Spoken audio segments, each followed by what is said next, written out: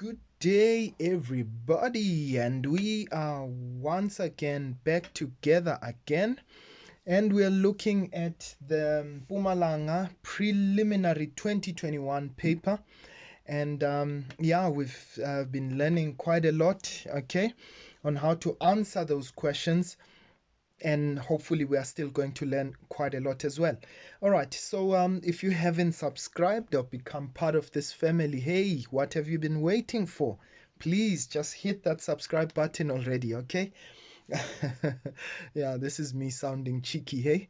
And yeah, for those of you who may need assistance with mathematics or physical science, please don't forget to touch that dial. All right, you can find us at info@mlungisinkosi.co.za, and please tell all your friends, tell your family, tell your mother, your father that you are learning physics in a remarkable way. All right, so let's have a look at this question quickly, and this is based on work, energy, and power. Okay, one of my favorite sections. Quite certain that you guys have watched the videos that we've produced on that section already. Okay, if you haven't, please go and knock yourself out. All right, so they say a 2 kg steel ball, which is X there, is connected to a beam that is 1.5 meters above the ground, okay, by means of a light inextensible string. So again, they're telling us about that light inextensible string. They're telling us that ball X is pulled to the left. Okay, so there they are. They take this ball and they pull it in that direction until it reaches point A, which is making, with the string making an angle of 30 degrees, okay, to the vertical, as shown in the diagram. Now, they say to us X swings to position A. So in this case, we're going to have this guy at point A there. Right, and it, okay, I've lost my place there. And they say X swings from position A and collides elastically. Now that's very important, because what they mean when they tell us that it's colliding elastically, it simply means that the kinetic energy, or the sum of the kinetic energy before collision, is equal to the kinetic energy after collision. Okay, so that means there's really been no transfer of energy in that case. Right, so it collides elastically with the 2 kg block, which is Y, lying on a frictionless horizontal surface, right? They say during the collision, ball X comes to rest and block Y starts moving towards point B. All right. So with all of that information, let's answer this question. They say state the principle of conservation of energy in words. Remember, that's not the principle of conservation of mechanical energy, right? They just say they are talking about energy. So it simply says energy cannot be created or destroyed, but it can be transferred from one form into another. Okay, so in this case, or transformed rather from one form to another. Right, now let's go to 5.2. So 5.2, they wanted us to calculate the gravitational potential energy of the steel ball X. Now, you remember that gravitational potential energy is connected, or rather related, to the height of an object above the ground, right? Now, the moment we lift this guy at that angle there, okay, quite an interesting question. The moment we lift this guy from that angle, from that point there, they told us that it makes an angle of 30 degrees. So I want to know, how high is it? Okay, so if I take from this point here, I want to know how high is it above the ground. So the moment we get this height here, then we can calculate the gravitational potential energy, right? So how are we going to get that height? So I'm going to say, look, if we take that scenario there, we were given the total height of this to be 1.5. We'll come back to that. So we know that this entire height is 1.5. But then my question is, okay, but what would be this height over there? All right.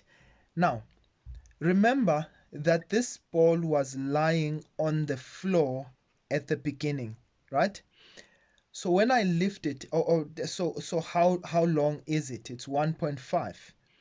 But when I swing it that way, remember the length of the rope does not change. So it means that if I look at the distance from there till there, it would still be 1.5. Agree? Right, so this distance from there till there would still be 1.5, but in a sense, it's kind of making a right-angled triangle there. So I'd say, well, my hypotenuse is 1.5, right? I want to know what would be this adjacent side, because if I can get the length here, then I'd say this total length minus this length there would give me this height that it was lifted. I hope I'm making sense. So that length is 1.5 meters, okay, which is the same as the length when it was on the ground. But now I'm looking for this length here. So I'm simply going to say 1.5, the cos of 30 degrees would give me that. And why do I say the cos? Because in this case, I'm looking for, let's call it, whatever. Let's call it distance in the y direction. Okay. So I'm going to say it's the adjacent over the hypotenuse, right? Which is the cos of 30. That's adjacent, which is that little distance there, dy, okay, divided by hypotenuse, which is 1.5. So it means the distance there would be 1.5 cos, the cos of 30 degrees. Really, really interesting question. Okay, even my pen is now beginning to complain. So in this case, this tells me, okay, so that's 1.5 cos 30. All right, so that's 1.5, the cos of 30 degrees, and we get an answer of 1.3. So get an answer of 1.3 meters. Right, now that's that distance y there. But now what is the height which was lifted? So the height would actually be what? 1.5, which is the total height there. Subtract that distance that it was lifted minus that 1.3, and what does it give us? It gives us 0.2 meters. So it means this guy was lifted a vertical height of 0.2 meters. Okay, so now we need to prove, or rather we need to calculate the gravitational potential energy. So we're going to say EP is going to be mgh. Okay, that's going to be the mass of the steel ball. That's 2 times 9.8 multiplied by that height, which is 0.2. Okay, so we get, so that's 2 times 9.8 times 0.2, and I get an answer of 3.92. So it means that the gravitational potential energy is 3.92 joules. Okay, right, phenomenal stuff. Okay, right, so let's go to the next one. They say show by means of a calculation that the speed of the steel ball X just before collision with the block Y. So we want the speed of block X just before collision. It means in this case before it touched block Y. Okay, they want us to prove that it was 1.98 meters per second. Now I want you to please remember that when we've got a swinging pendulum, so this we'd call a pendulum, right? that the mechanical energy at any given point on the swing of this pendulum is the same. So meaning mechanical energy at point A should be equal to the mechanical energy at the ground. Okay, so I'm going to use the principle of conservation of mechanical energy there to answer 5.2.2. Remember, this was 5.2.1. Okay, so I'm going to say, well, mechanical energy at position A, okay, or you can say EMEC, all right, at A is equal to mechanical energy at position B, right? But in this case, remember, we released it from a stationary position at A. So what does that mean? It means that the potential energy is zero. Not potential energy, rather the kinetic energy is zero. But remember, it had a potential energy which we just calculated here, right? And then it swings, but when it gets to that position there on the ground, right, I know that my kinetic energy would be maximum when it gets there, but my potential energy would actually be zero. Why? Because it is at a point where the height is actually zero. All right, so now let's substitute. We set our potential energy. It's the one that we had there. So that's 3.92. Okay, but we remember we've got kinetic energy at position B, right? It's moving, and that's why we're looking for that velocity there. So that's going to be a half of 2 v squared, half mv squared, plus, but what is the potential energy? It means our potential energy is 0 over there, right? Then all we simply do is just take the square root. Okay, so half times 2, that's going to be 1. Okay, and in this case I'm just simply going to take the square root of 3.98 because that's v squared, and definitely, as they said we should prove it, I found that my velocity is 1.98 meters per second. All right, I hope that you are still with me, right? Now they say to us, what is the speed of block Y immediately after collision? Now remember, the moment that they collided with each other there, they told us first of all that they collided elastically, right? And secondly, they told us that when they collide, by the way, their masses are equal, right? When they collide, this one stopped, ball X stopped, and ball Y actually continued. So the only way that it could still be an elastic collision is if the velocity or the speed of ball Y is now going to be equal to the speed of ball X before collision. Why? Because their masses are the same. So in this case, that's why they said what is, so they're not expecting you to calculate it, they just expect you to use it.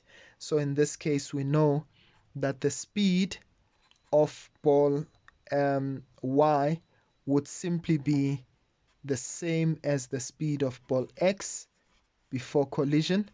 So that would be 1.8 meters per second because ball X actually stopped, right? Okay, now let's go to the next part of it.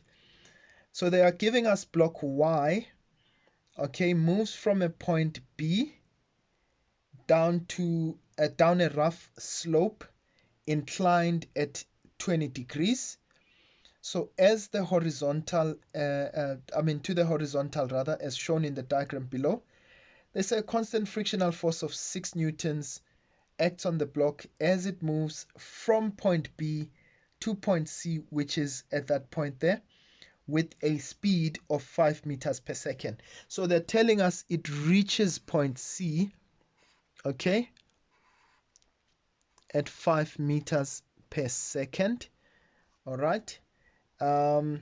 They say ignore the effects of friction, of air friction, right? Now they say use the principles of energy to calculate the height h. Now, I need you to remember something. I need you to remember that ball Y, or rather object Y, block Y, was moving at a speed of 1.98, and that's why they asked us that. So it means at this point here, it's still moving at that 1.98. So I know what is the speed before, right? So it's 1.98 at that point there. But then it slides down this, rough surface. So what I'm going to do is, okay, perhaps let me show you my first approach to this.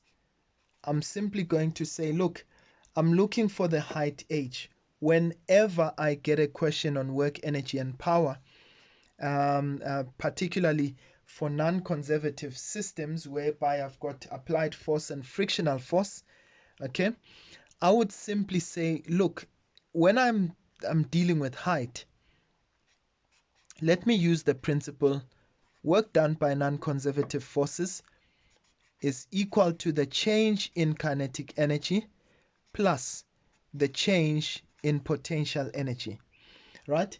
Now, if you think about the work done by non-conservative forces, which are those non-conservative forces? Well, I say in simple terms, right? Non-conservative forces would be the applied force, would be the frictional force, right? Remember, gravitational force is a conservative force. It remains the same. The work done by gravity remains or is not dependent, on the direction of motion. Gravity always acts downwards, right? So when you're looking at non-conservative forces, please always remember we are simply looking at applied force and frictional force, right? Of course, you can mention things like tension. Tension is a form of an applied force if you want to be technical about it, right? So in this case, do we have an applied force? Absolutely not, but we do have a frictional force. So this would be work done by friction is equal to the change in kinetic energy, which is Ek final minus Ek initial plus potential energy final minus potential energy initial. Right, now let's quickly have a look at that. Would I be able to calculate the work done by friction? Well, remember it's going to be frictional force multiplied by displacement. So work done is force times displacement. Remember, in the direction of the force. Okay, kinetic energy final. We did have that 5 meters per second. Kinetic energy initial, we do have that 1.98. So this is going to be a half of mvf squared minus half mvi squared plus, what is our potential energy final? That's going to be 0, right? It's at the bottom there, minus potential energy initial is due to that height there. So I'm going to just simply say that's mgh, and we said h would be that height. Okay, so I'm just going to move this a little bit, okay, so that you can see it better. Right, so in this case, let's try and substitute what we know. We know the frictional force. This would be, they told us that we've got a frictional force of 6 newtons. So this is 6 multiplied by the displacement. Now remember, when we talk about the displacement, it's that over there. I don't have that displacement, isn't it? Okay, so I can leave that as delta x. All right, now please note, as I go down, it's going downhill, right? Where's friction acting? It's going uphill. So friction opposes motion. So the if you think about it, this is obviously direction going down of motion, and we say theta is the angle between direction of motion, which is downwards, and the force in question, which is friction, going upwards. And so what's the angle between them? It should be 180 degrees. By the way, if you don't understand that, it means you haven't watched our videos on work, energy, and power. Please do yourself a favor and watch those, right? Okay, so this is going to be half times the mass. The mass was 2 kgs, right? Remember, I'm just going to take out half m as a common factor between these two. So this is going to be final velocity, which is 5 meters per second squared, minus initial, which is 1.98 squared, right? Plus, okay, now if you note, this is plus 0, minus, so I'm just going to change that there, minus, remember it's potential energy final, subtract potential energy initial. That's the change there. So this is subtract 2 times 9.8 times that height h there. All right. So this is going to be minus 6 delta x. Okay, let's try and work out what we have on the other side. So that's going to be, okay, I get an answer of 21.0796. Okay.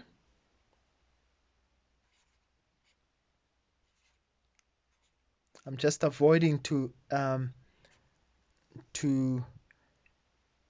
round off there before I get to the final answer, and say 2 times 9.8, that's minus 9.6 h. Okay, right, now you can see that I have got a challenge here, and the challenge is that there are two unknowns, which is h height and delta x. But is there a way in which I can express that delta x in terms of h? Think about it. If we take this as a triangle, okay, we know this angle here is 20 degrees. So we can say, well, I want the opposite side, and I've got the hypotenuse, so I'm relating height and delta x. So I can say, well, it means if I want to relate those two, it means the sine of 20 would be equal to the height divided by delta x. So I can simply say height is equal to delta x sine of 20. In fact, you know what? Let me relate it in terms of delta x. So it means that delta x, okay, so I'm going to continue over this side.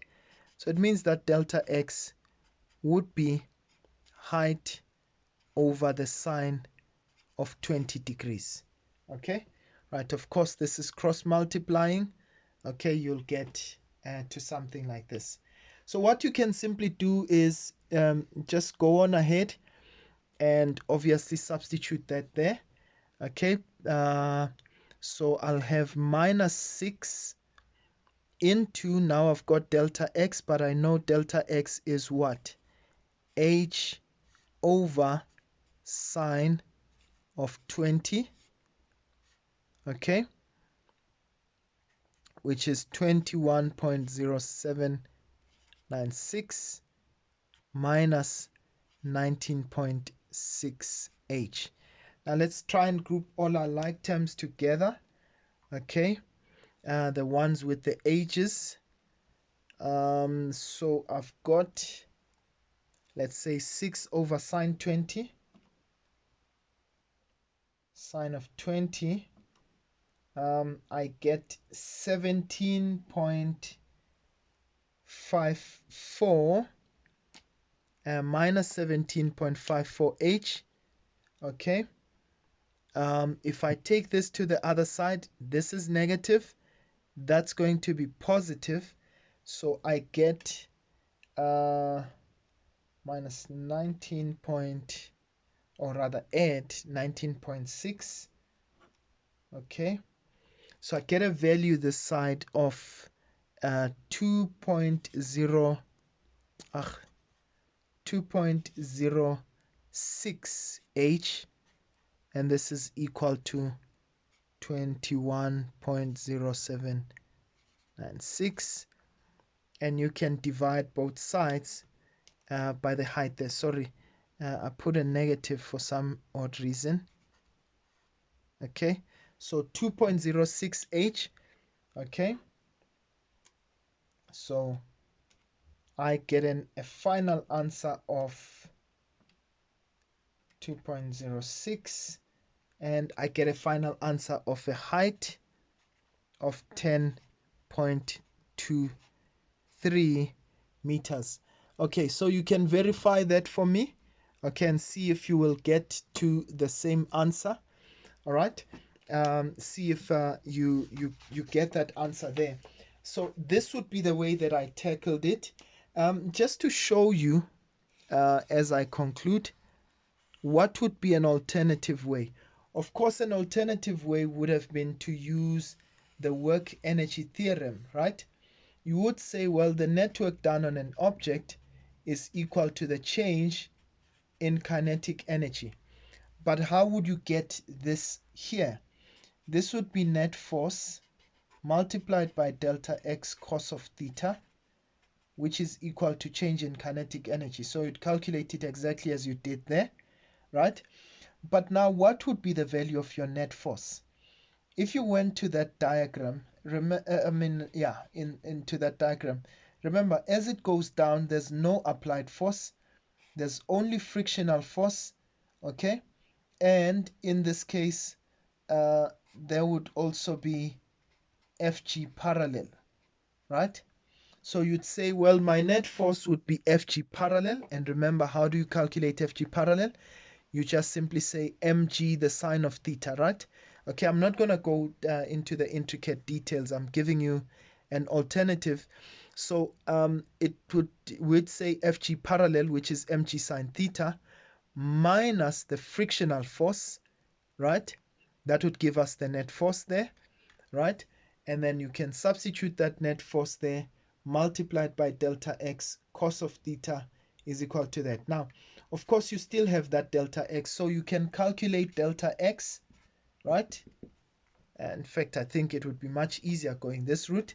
You can calculate delta x, and then immediately upon getting delta x, you can now use those trig ratios. Okay, so you can say, just like we did here, we said the sine of 20 degrees is equals to opposite, which is h in this case, over hypotenuse, which is delta x.